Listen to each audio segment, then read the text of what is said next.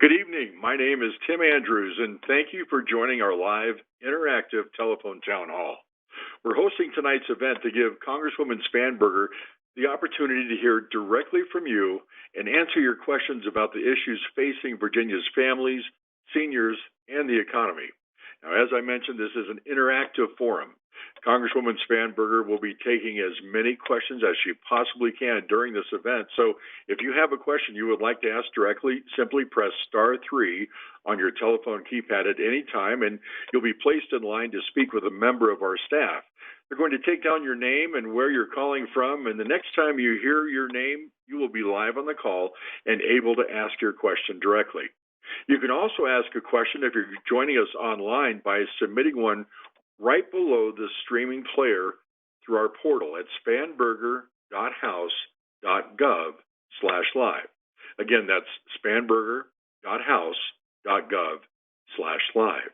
And if you're watching us on Facebook Live tonight, welcome. And if you'd like to ask the Congresswoman a question, again, we encourage you to visit that online streaming portal so you can submit your question. Additionally, if you'd like to receive updates from our office via email, you can press *6 on your phone keypad at any time, and an operator will collect your email address and make sure that you get those important updates. We could receive a lot of questions during this event, but if we're not able to address your specific question, please call our district office at 703-987-2180 during normal business hours, and we'll get to that question as well. But again, if you have any questions and you're joining us live tonight on the phone, simply press *3 on your telephone keypad, or if you're joining us online, just type your name and your question right below the streaming player. Now, please welcome Congresswoman Abigail Spanberger. Good evening, Congresswoman. Good evening. I'm Abigail Spanberger, and I am so proud to serve Virginia's 7th District in the U.S. House of Representatives. I hope you and your loved ones are enjoying these first days of summer, even if it's a bit rainy. But I wanted to highlight a major milestone that our office has reached this month. Our team has now surpassed $30 million in federal casework funds returned to Virginians. And so that number, what it represents is it represents issues that we have resolved for constituents.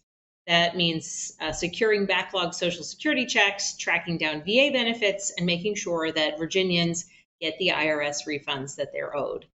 So I want to encourage anyone who's listening tonight who might need answers or a bit of support while they are working on an issue with a federal agency, please be in touch with our office so that we can find a way to be of assistance. Our number is 703-987-2180, or you could go to spanberger.house.gov. We are here to help and look forward to doing so. We are celebrating that major milestone in support to the community, but certainly we know that more folks need help, so please be in touch if we can help you with any challenges you might be facing with a federal agency. I also want to give an update on something that certainly I've heard about from many Virginians this week. This Saturday will mark the 1-year mark since the Supreme Court issued the Dobbs decision overturning Roe versus Wade. Certainly as a daughter, a sister, as a mother, I know that this issue is extremely personal, and I'm aware that there are many people on the line who are concerned about what the Dobbs decision 1 year on continues to mean for our Commonwealth and women across our community. In response to the challenges that we're facing in response to the Dobbs decision, I continue to back legislation that would protect the right to choose, protect a woman's right to privacy, and protect the right to contraception. And this week, I joined an effort to try and bring a vote on legislation that would codify Roe versus Wade to the floor. So we're continuing to push for that. And I have joined those efforts. I've also heard from many Virginians in recent weeks about a threat facing our community, an ongoing long-term threat, and that's fentanyl. So earlier this month, I held a roundtable conversation in Prince William with local law enforcement, healthcare providers, and mental health professionals to once again discuss how fentanyl is impacting communities across the 7th. During this conversation, we discussed my bipartisan bill. It's called the POWER Act. And this is legislation that I've introduced to make sure that local police departments and local first responders can obtain high-tech screening devices in order to be able to detect fentanyl in a substance within minutes. I'm working to move this legislation forward. I'm working alongside Senators Sherrod Brown of Ohio. He's a Democrat. Senator Tom Cotton of Arkansas. He's a Republican. So it is bipartisan and bicameral and straightforward in its purpose, allowing for on-the-ground detection of any fentanyl-laced substances. Not only is important to the ability of first responders to respond to a person who might have suffered an overdose, it's also important from an issue of first responder safety. It also allows for quick response time for law enforcement and community health organizations to make sure that alerts go out within the community that there might be, X type of substance laced with fentanyl, and that indeed can save lives. So as we continue to work to address this very deadly and dangerous drug, we certainly need to prioritize an approach that gives law enforcement and first responders the tool that they need, while also ensuring that our treatment and recovery professionals have the support that they deserve and that they need in order to deliver support to community members. So that's how we will prevent overdoses in the future, save lives, and support people through recovery. These are the types of direct conversations, these roundtables, these discussions about important issues that really help to inform my work, on your behalf and on behalf of Virginians and my work in Congress. And that's why I look forward to hearing your questions this evening. So thank you for joining us, and I look forward to answering your questions. Thank you, Congresswoman, and thank you to the thousands joining us as usual for this town hall, this interactive telephone town hall. And if you have a question you would like to ask this evening, if you're joining us via telephone, simply press *3 on your telephone keypad right now, and that'll get you in line to speak with a member of our staff. We'll find out your name, where you're calling from, the nature of your question, and then the next time you hear your name live, you'll be able to ask that question directly. And if you're joining us online at spanberger.house.gov/live, you can simply type your name and your question right below the streaming player, and we'll get to as many of those as we can this evening. And also, if you want to stay up to date, remember, if you'd like to receive the e-newsletter directly from our office, simply press *6, and we'll make that happen for you. Right now, let's go to Gordonsville. We have James Harrod on the line. Hi, James. Thank you for holding, and thank you for joining us tonight. Hi, Representative Spanberger. Thanks for taking the call. I appreciate these town halls a lot, and I attend them when I can. Wanted to ask you, I'm very concerned about what's going on with the court system or judicial system in general, particularly the Supreme Court, now that we have information that 2 of the justices that are currently sitting have been accepting gifts, emoluments, etc., from political donors. We're already in a position where they're becoming politically polarized, and I think that's having a detrimental impact on people's faith in whether or not they're delivering decisions that are actually based on law rather than opinion, regardless of what party they're with. And in particular, I'm confused and disappointed at this point to see that these kinds of actions are occurring, where they're accepting gifts and things that for any other state federal worker could be potentially grounds for dismissal, and yet there doesn't seem to be any repercussion for them at all. So I'm curious whether or not anything's going on in Congress, and what or if anything can be done in keeping with constitutional separation of powers to try to make sure that we stop having this kind of a situation that at the very least looks bad and at worst may actually be influencing votes. Well, thank you for this question, and certainly I am a strong proponent of and sponsor of various different types of pieces of legislation that focus on ethics reform within the judicial branch and the Supreme Court, but ethics reform certainly within the halls of Congress. I have long been focused on ethics reform within Congress because far too often I hear from constituents or from other people across Virginia or the country that they have doubts, and certainly we see it in certainly the approval ratings, that they have doubts in Congress and that they don't necessarily trust that people are working in their best interest or the best interest of the country. And so it's for that reason that I've worked, and I'll get to your question related to the court, but it's sort of a lay of the land. I have worked on legislation on a whole host of campaign finance reform, certainly money and politics issues, but also prohibiting members of Congress from being able to trade individual stocks. We're in meetings, we take votes, we can move markets. We have meetings with CEOs of large companies, and I think it's just inappropriate that we would then be able to potentially, and even if it's not, with negative intention, but the fact that we might leave a meeting with a CEO and call a broker, I think it's just the mere appearance of impropriety that needs to be stopped. So I continue to work on this effort as it relates to members of Congress. We have more than 50 co-sponsors, wholly bipartisan. People across the ideological spectrum and across the country support it, and we're working to try and bring that legislation for a vote. Relatedly, I am also a co-sponsor of a bill called Justice is Blind Act, which would ensure that or prohibit members of the Supreme Court from being able to have individual stock holdings or trade individual stock holdings as well. And that's an element of ethics reform that I think is incredibly important for some of the same reasons. They can, in their role, they can have major impacts, certainly on portions of the economy. They obviously have contacts with people across the board, and under no circumstance should any American have doubts as to whether or not a member of the Supreme Court might be making a decision based on what is in the law and what is constitutionally appropriate and what might be in their own best financial interest.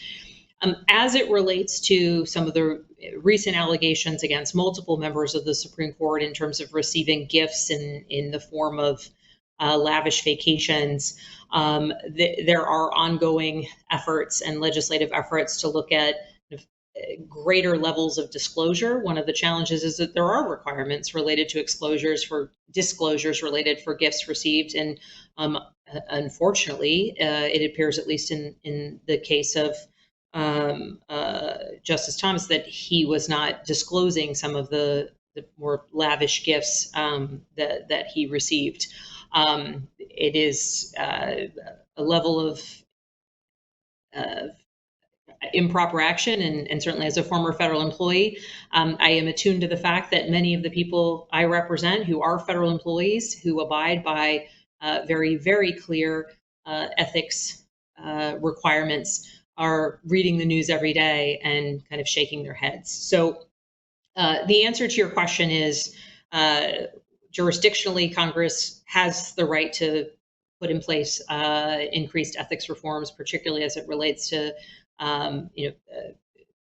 financial holdings, but we also need our justices to abide by requirements that are in place for transparency. And frankly, it's important that some of the allegations that exist and some of the known facts related to the receipt of gifts are out there in the public. And now the action is on the Supreme Court, and relatedly, when there are questionable actions taken by members of Congress. Now, the action, we have the transparency that brings these things to light, but certainly we need to all be holding ourselves to the highest ethical standard, and certainly where we don't see members of the judiciary or members of the legislative branch doing that, then it becomes a question of increased legislation and parameters, which is what I'm working on.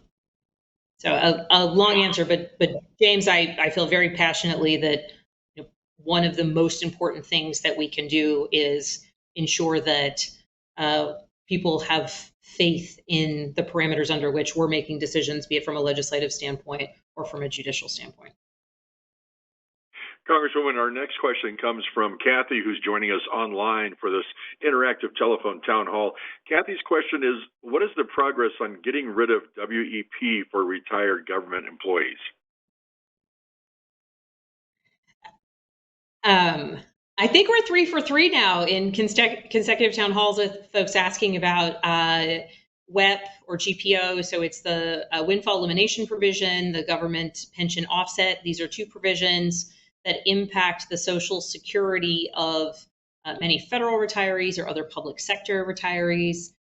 Police officers, teachers, firefighters are among those who are most impacted. And essentially it is individuals who pay into Social Security at the regular rate, but then see their Social Security payments upon their retirement reduced based on the nature of the job that they had and the retirement that they had through their public sector job.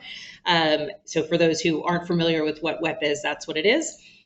We have 280 co-sponsors right now. We are working to get to 290. 290 is an exceptionally high number of co-sponsors, right out of 435 voting members of Congress. Already we have 280 who don't just agree to vote on something, but indeed have actually put their name as a co-sponsor. The strategy right now for getting this bill to the floor is we are working to get to 290. 290 is the point at which we can, through a procedural effort, kind of force a bill towards the floor, even if the party in the majority is unwilling to bring it. So we're working to get to that so that we have that as an option, the forced mechanism. But we are also working, and this is a bipartisan piece of legislation, obviously by the numbers. I'm working very closely with Garrett Graves, who's a Republican from Louisiana, to get the bill to move forward. Ideally, given the broad support that exists for it, it will move through the committee process properly and move to the floor. But we are making it very known that while we are working to get this bill moving forward through the normal process, the fact that it has such a stunningly high number of co-sponsors demonstrates that this is the will of the people we represent for this legislation to come to the floor. And if we don't get it moved to the floor, then we can look towards the future of employing that 290 rule. So I am more hopeful than I've ever been on this legislation. It's a basic issue of fairness. And certainly, Kathy, thank you for asking about it, and for everyone who's advocated with our office about this important provision.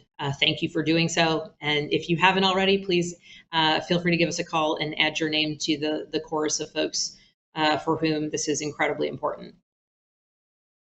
A lot of great questions coming in this evening. And if you have a specific question you would like to have answered and you're joining us via telephone, simply press *3 on your telephone keypad right now, and we'll get you in line to get your question answered. Also, if you're joining us online at spanberger.house.gov/live, just type your name and question right below the streaming player, and we'll get to as many as we can before the end of tonight's event. Our next question, Congresswoman, comes from Anthony, who's in Stafford. Hi, Anthony Springs. You're live with the Congresswoman. Hello, Ms. Spanberger. How you doing? Thank you for what you're doing. My question is about, I'm going to narrow it down to, I think the best one would be Medicaid. What are you all planning on doing to make sure that private companies change their names for Medicaid in any way, shape, or form, so people are not confused when they get in their older years? And also trying to do away with, I guess the terminology is having skin in the game, to where Medicaid just take care of everything for the senior citizens or whoever is eligible for it.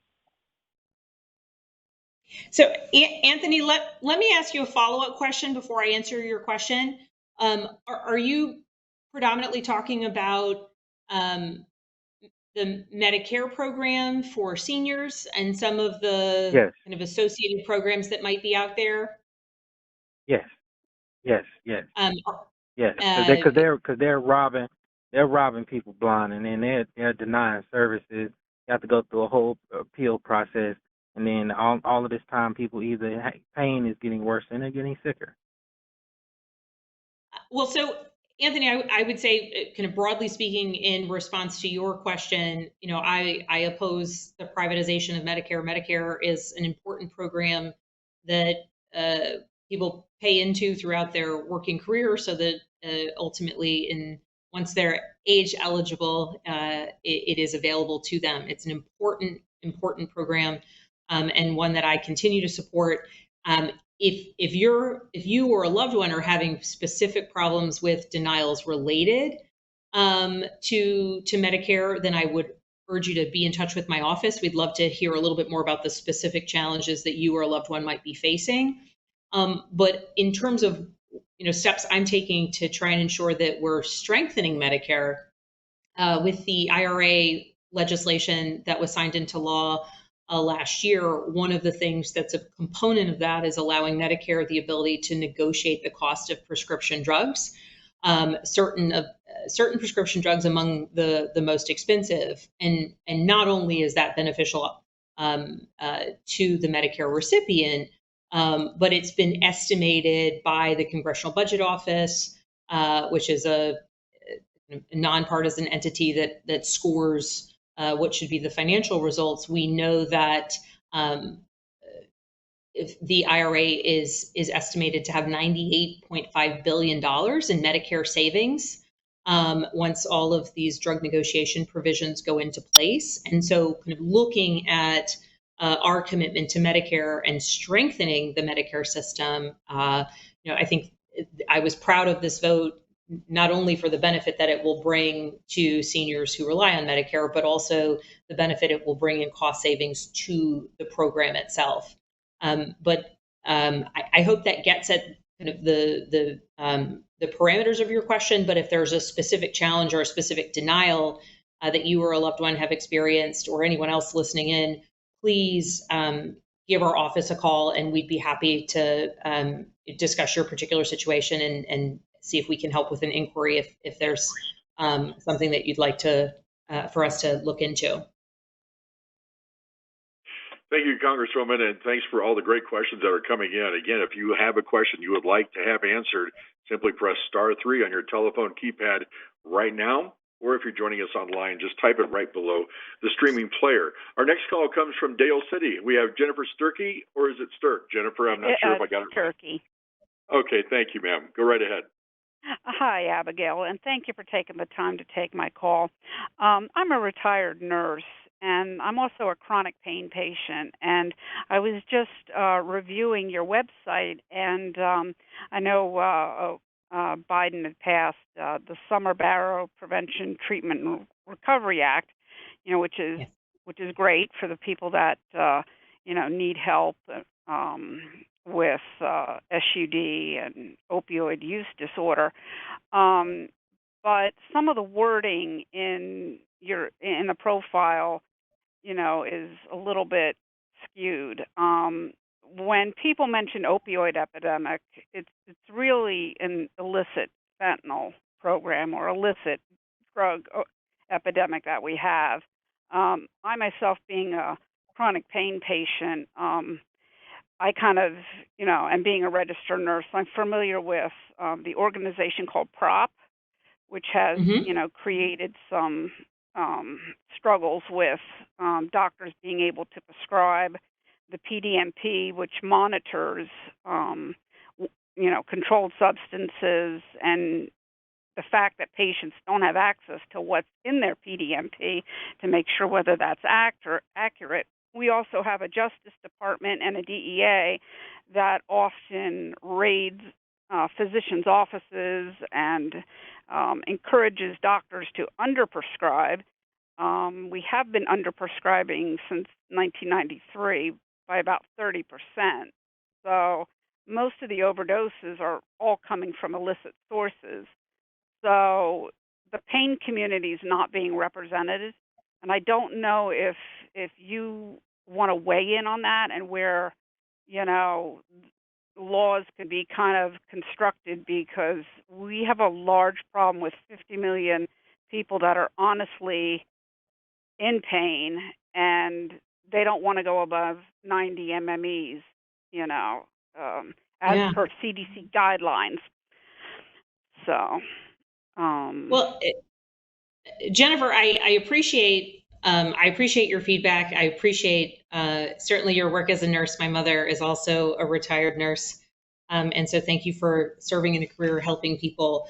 I think I will say I do a lot of work as it relates to substance use disorder and ensuring that those who may be addicted to any type of drug, including opiates, have the resources and the ability, and community members and leaders and community health services boards have what they need to try and deliver services. But you do bring forth an incredibly important point, which is there are very legitimate, very real reasons why community members would be receiving prescriptions for various types of medication, including opiates, and that the while it's incredibly important that we have education for prescribers and within hospitals and patient access to alternatives, certainly I have spent time with parents who have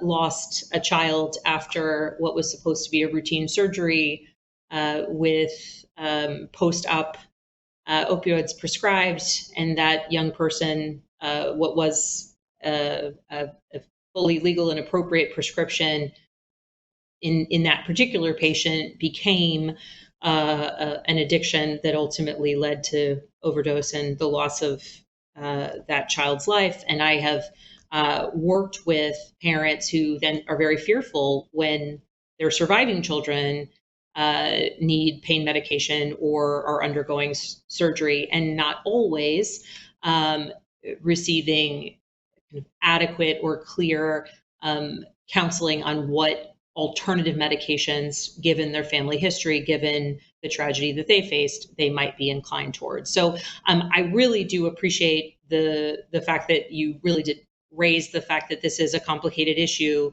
that these prescription medications exist for real prescription purposes, and between the issues of lacing them with fentanyl, illicit or counterfeit drugs that exist, or someone taking a drug not prescribed to them, that the complexity of this issue is quite significant. If there's kind of any language in the way that we're talking about it that as a chronic pain patient you want to make sure we're attuned to, I certainly don't intend to use any language that might be alienating or might complicate the circumstance for someone who's living with chronic pain, because I know that's a very real condition, a very painful one, and has major impact on your life. So I do welcome you, Jennifer. If there's anything in particular that you want to bring our attention to, specific to what's on the website or our press releases, I welcome that. But I do think it's important for the larger community to know that this, and to understand this is a complicated, challenging issue, which also makes it quite difficult within the realm of law enforcement and first responders, and within the medical community. Congresswoman, our next question this evening comes from Fredericksburg. We have Paul DiBenedetto on the line. Hi, Paul. Thank you for holding, and you're live with the Congresswoman. Yes, Ben. I have a three-part question about Social Security. The first one is, what do you have as far as plans are concerned to make Social Security pays benefits into the future? Secondly, why do we continue to call Social Security an entitlement when in fact it's a paid benefit? The entitlements are things that come out of like trust funds. This is not anywhere near that.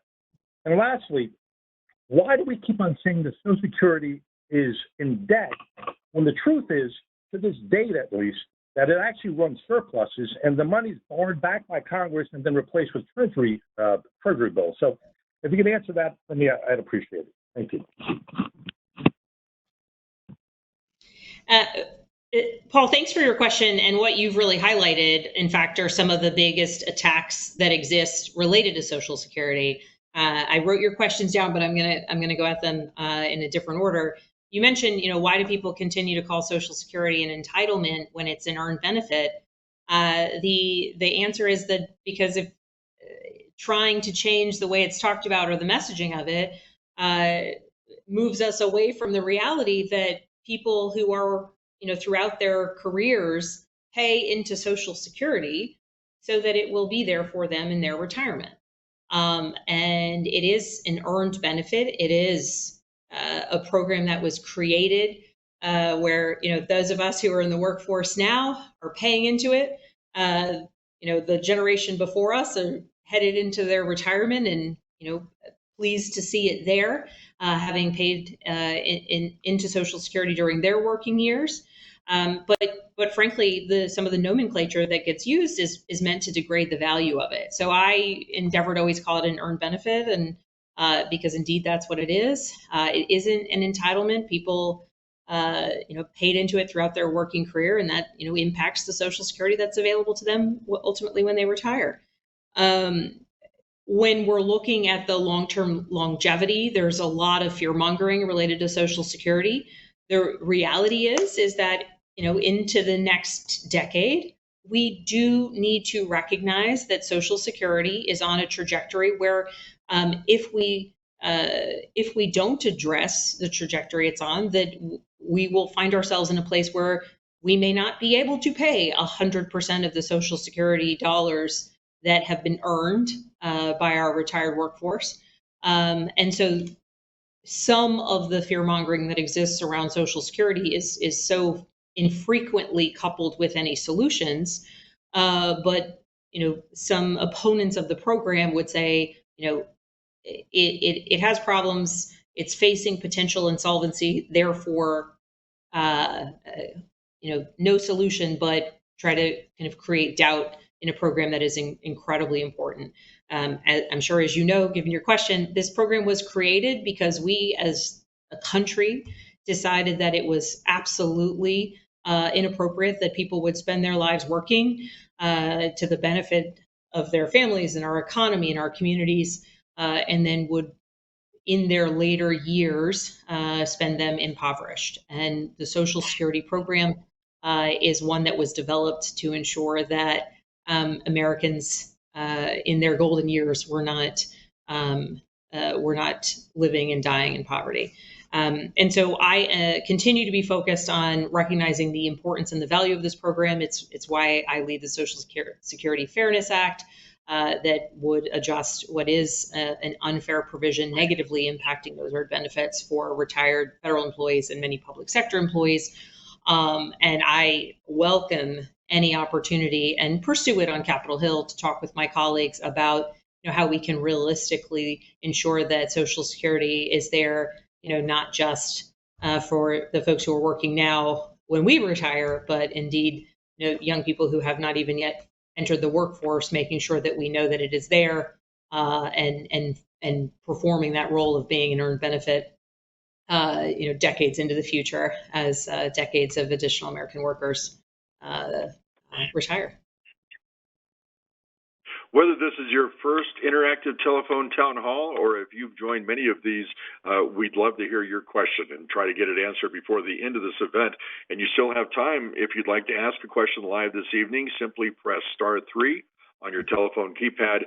And if you're joining us online, you can simply type your name and question right below the streaming player.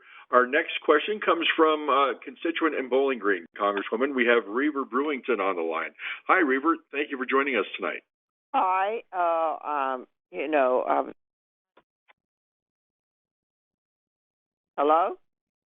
Yes, Hello. ma'am. Go right ahead. Hi, how are you? Where am I? With you or them? Hello? I can hear you, ma'am. I can hear you.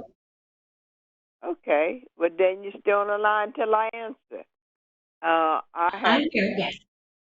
I asked a question about gun control. And we all know the problems that we're having in our schools. What can we do as a community, as parents, as individuals? Start some type of program that we can carry out and do something about this program. You know as well as I know, right now it's not good.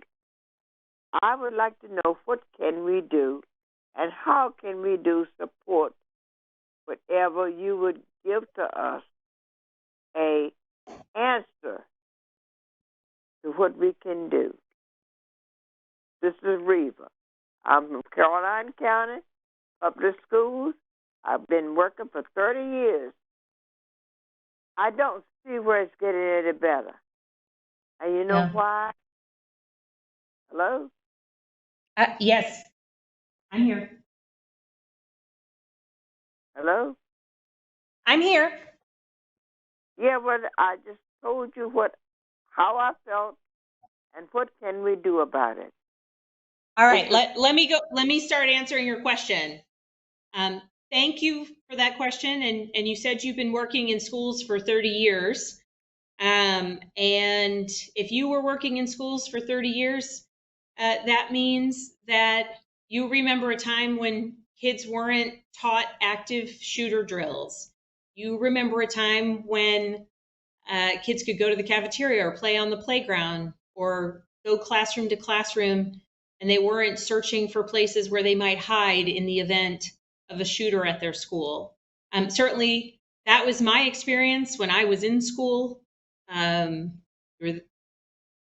maybe had many different worries when you were a school child, but it was not whether or not you would get shot to death in school. And so your question I appreciate because it spoke to what can be done about this violence. And you said as parents, as individuals, as community members. So I would like to begin by saying, as a mother, I have 3 school-age children. The reality that kids fear for their lives in their classroom is horrible.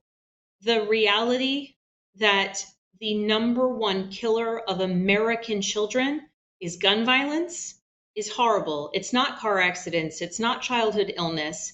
It's not, any of the other things that could occur in a child's life. It's gun violence.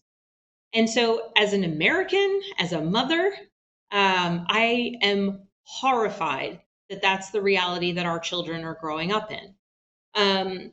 As individuals, as community members, and I count myself among those, we can expect more, right? We expect more of our communities. And we absolutely can make our communities safer. We can recognize that there are people with a history of violence or people who intend to do harm who should not have access to a firearm, either completely or during a time where they might be in crisis. And per law, if someone goes into a federally licensed point of sale, so a Cabela's or a Walmart, and you go to buy a firearm, you fill out a little piece of paper. That's the background check.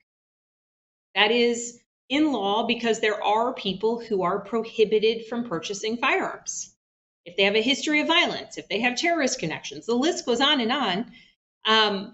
But it's very clear parameters over who might be what's called a prohibited buyer, and that background check is important. But right now, if you go to a federally licensed point of sale, you have to do the background check. But if you go someplace else, if you buy online or you go to a state where gun shows are legal, you can buy your firearms there and you can avoid that background check. And the reality there is that we have legislation in Congress. It's bipartisan. Not only is it bipartisan, but it's led by a Republican, a former law enforcement officer, that would just make sure that firearms purchases, whether they're at a gun show or they're at a Cabela's, that they abide the same standard and ensure that people who are not legally allowed to buy a firearm can't. Tragically, and in terms of what I as a legislator am doing, we have made procedural efforts in Congress. It's called a discharge petition. And so this is when we say, okay, Speaker McCarthy, you don't want to bring and you will not bring this bill. In this case, again, it's a bill led by a Republican. Speaker McCarthy's a Republican. I don't think these things should be partisan, but here's a great example of a bill that is wholly bipartisan. If the Speaker won't bring it for a vote, then we are going to show that it has support and sign the discharge petition, which is a procedural effort to try and get it to the floor for a vote. So we're doing that. We're also doing that on a bill called to close the Charleston loophole, because when you do that background check in order to respect people's constitutional rights and due process, currently, if that background check does not come back with an answer, yes or no, within 72 hours, the default is you get to purchase the firearm. The problem with that is that people move, people have common names, and the response to that background check in many cases over the course of a year, it doesn't come back in time. And in certain circumstances, somebody is not allowed to purchase a firearm, but still is able to do so because their background check came back far too late. So we have a bill to close the Charleston loophole that would extend that a few more days, still respecting people's constitutional rights and due process. It still defaults to a yes, but it just gives more time for that background check to come back. Now, more than 90% come back within minutes. So this is just a small population. But in fact, when that occurs, that a background check would deny someone but doesn't come back in time, then it's on law enforcement to go out and find that person who now has a firearm when they are legally prohibited from having one. As it relates to the safety and security of our communities, red flag laws are incredibly important. Frankly, when someone is in a time of crisis, they do harm to themselves, a loved one, a domestic partner, or in tragic circumstances, as we have seen far too often in the United States, strangers or others. And so ensuring that when community members, when a family member, when a loved one knows that someone in their life is in crisis, that law enforcement is able to step in. And a notable example is there were multiple people who reported the shooter at Parkland High School to law enforcement, but law enforcement could take no action because while there was reports that this man might be in crisis, there were reports that he might do violence, there was no action under Florida law or federal law that they could take.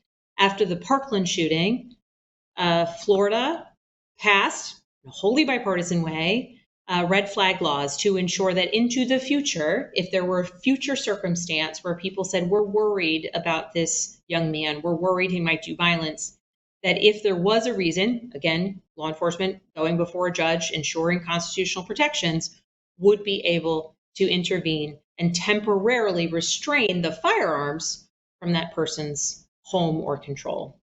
Notably, and I appreciate your willingness to listen, but there are things we can do to save lives. Notably, if someone wants to go buy a handgun, they have to be 21.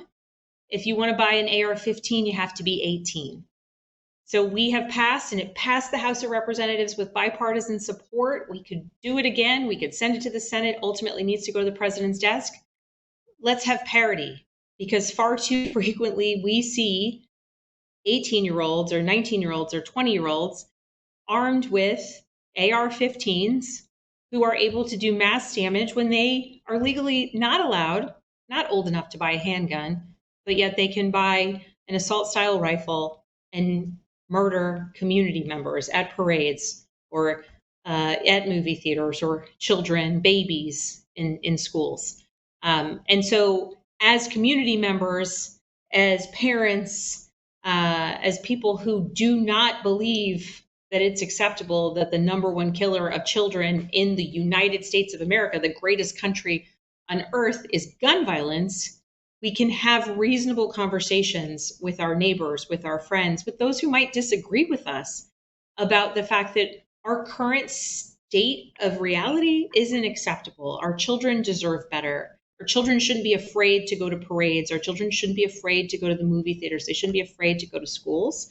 And there are various different pieces of legislation at the federal level or at the state level that could save lives. Protect constitutional priorities, ensure that those who want to have a firearm for home defense or want, our sportsmen like to go hunting, right? But that we can also ensure that those who would do harm, that guns are stored safely, that we are closing loopholes that allow would-be criminals and criminals to get guns. All of those things are possible. And so as community members, we have to start talking more about what solutions can we come to together. And we're not going to solve every single circumstance of gun violence, but this is a uniquely American problem. And I am deeply proud to be an American, and I think that we are an extraordinary nation.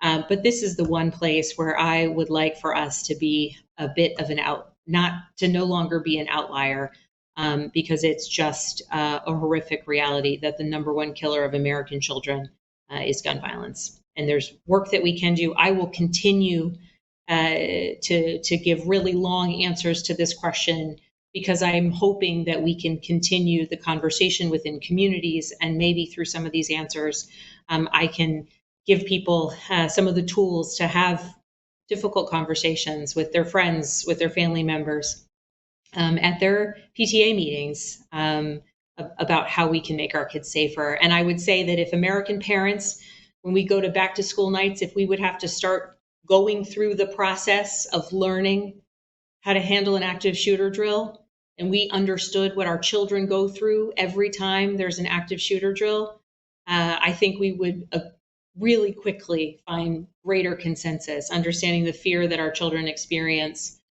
just going through those drills, let alone the horrors that some children have faced when there have been real violence in their schools or in their communities. And with that, I thank you for this question. It's an issue I'm very passionate about, and I thank you for spending 30 years in the schools and all that you have given to kids over that time. For all of you joining us for this interactive telephone town hall, if you'd like to stay up to date on the progress and the work on all these important issues coming from the Congresswoman's office, you can simply press *6 right now on your telephone keypad, and we'll get you signed up with that e-newsletter so that you can stay informed on what is happening. And again, if you want to press *3 to ask a question live tonight, please do so. We have Benita from Woodbridge on the phone. Hi, Benita. Thank you for joining us. Oh, hello. Can you hear me? Okay. Yes, ma'am. We can. All right. Great. Good afternoon. Good evening, Congresswoman Spanberger. Thank you for taking my call and my question. I hope you can follow this question, and I'm sure you may or you may not have an answer or a quick response to it, but just something that I have been thinking about. The month of June is Cancer Survivor Month, and there are many cancer survivors in the state of Virginia, and I'm sure in your district as well.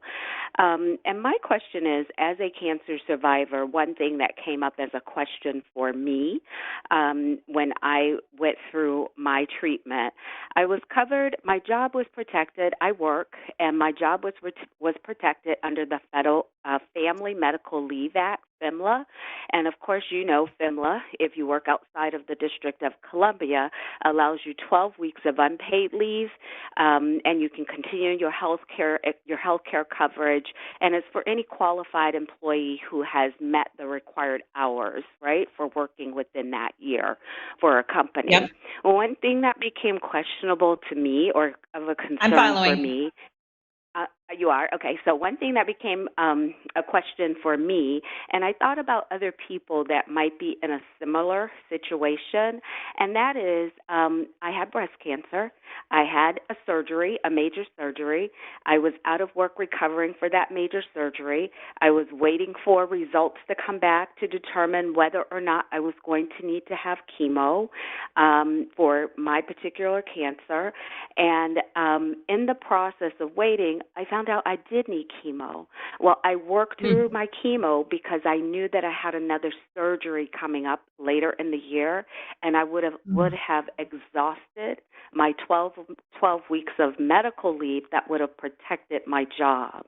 And it's so ironically, I actually ran into a situation. So I worked, right? And going through chemo was very difficult, but I did it. And then what happened is at the end of my my second surgery that I had, I needed to be out a little bit longer.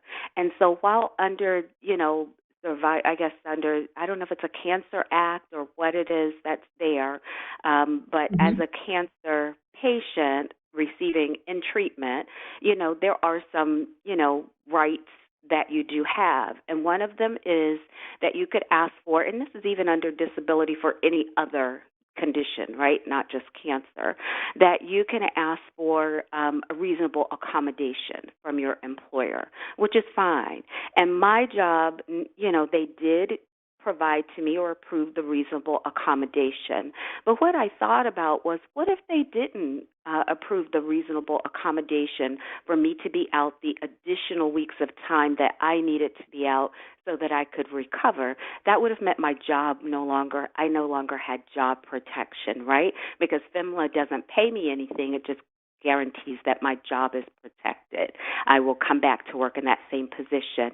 And I was wondering if there's any thought or thought about perhaps changing FMLA so that it does make certain conditions that a person would have who's qualified for FMLA under the Act. I don't know if it's a law act, but that it would be extended. So let's say, like I know for the District of Columbia, if you have a baby or whatever your condition is, you're out 26. I think it's 26 weeks.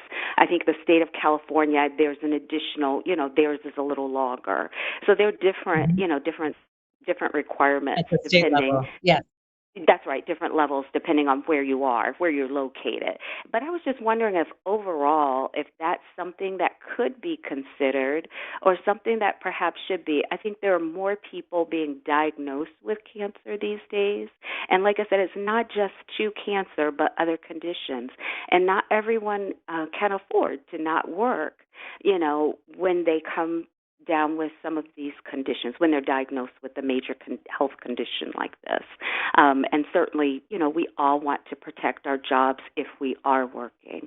And that's just something that came up, for me going through this. And I thought I'd ask you if there's any concern, if that's something that you could consider or think about. It would certainly be a benefit to a lot of people, I'm sure. Well, Benita, I want to thank you for a really detailed question, walking through, frankly, the experiences that you had. These are experiences of so many of the people that I represent, to be faced with a really significant medical diagnosis, be it cancer or another illness, or that requires a long road of treatment. So first, I want to say I'm glad to hear that you've been through 2 surgeries, and I hope that your recovery and your prognosis and your trajectory and your health continues to move forward. And related specifically to some of the questions that you asked, very specific to breast cancer, I have been a strong supporter of funding to support and improve access to breast cancer screenings. In particular, the types of screenings. They're ensuring that women have access to the types of screenings that are going to best and at the earliest point in time detect whether or not they might have cancer is incredibly important. There is legislation, as you were talking more specifically about well, let me give one more issue related to breast cancer. There's also another piece of legislation that I've supported specific to metastatic breast cancer, and it's called the Metastatic Breast Cancer Access to Care Act. And this is for those who have metastatic breast cancer in the horrible circumstances where it has spread to other portions of the body, ensuring that there's an expedited payment of Social Security disability insurance for those with that pretty catastrophic diagnosis. But related to actual medical leave and being able to take the time off. So in past Congresses, we have had various types of legislation that are the parameters of which would create a paid family or medical leave program. So kind of a step beyond the protections that exist with FMLA, but also ensuring that there is access to paid leave, because certainly as with someone going through an illness, not just being able to take the time to go through the treatment, but also far too frequently it is tremendously difficult to forego a paycheck during that time. So there's been various pieces of legislation related to that. And in the last Congress, I was a co-sponsor of a bill that would have created such a program. There are other proposals that some of my colleagues are percolating. And so at the federal level, yes, there's a variety of work being done in this space to try and move forward on creating some level of a paid family leave program. But then, as you note, some of the provisions that exist state to state are also different. And so certain states do have different offerings. And certainly as a Virginian and representing Virginia, I continue to be focused on what can be done at the federal level to support the needs of the constituents that I represent. So if we have your contact information, Benita, we can provide a bit more information about the funding work related to breast cancer screening, if that's of interest, and legislation that I've supported in the past related to medical leave. Congresswoman, our next question comes from Occoquan. Tanvir is on the line. Hi, Tanvir. Thank you for joining us this evening. Hi, Tanvir. Are you there? This is Kaspi. Go right ahead, sir. Okay, may I ask a question? Yes, go right ahead, yes. sir. Okay. First of all, I would like to thank you, Honorable Congresswoman Abigail. Thank you very much for your leadership and service. We really appreciate. My question is this: that during summer vacations, we should educate our children that how they could be connected to the American dream, because it's very important. As earlier, one question was asked about the gun control and gun violence or something, and you addressed very well. And but I think that our children should know that how founding fathers were striving for American dream, and how we can make our children best leaders of our future, So because there are so many people and so many immigrants are coming to America, in your district, the numbers are increasing. So they should learn about American, the history and everything. And this is the best opportunity during the vacation, summer vacations, that libraries, during the library hours, maybe Your Honor could visit and invite the children and to meet them and to tell them that how you are delivering to this nation as a congresswoman. So this is my question, that we need to be more patriotic, more sincere to our nation and to America. So this is my question. Even a compliment for you. Because you are working very hard in that perspective. Well, thank you for the question, and certainly, my background is one of service to our country. I was a CIA officer, and I worked in the national security space, and now am grateful for the opportunity to serve my fellow Virginians in Congress. But I think your question is a wonderful one, essentially, highlighting that we are a country of immigrants, and we're a country of immigrants because we are an extraordinary place that for generations, people throughout the world have dreamed of coming to the United States and bringing their talents and their passion and their desire to be a part of the American experience here.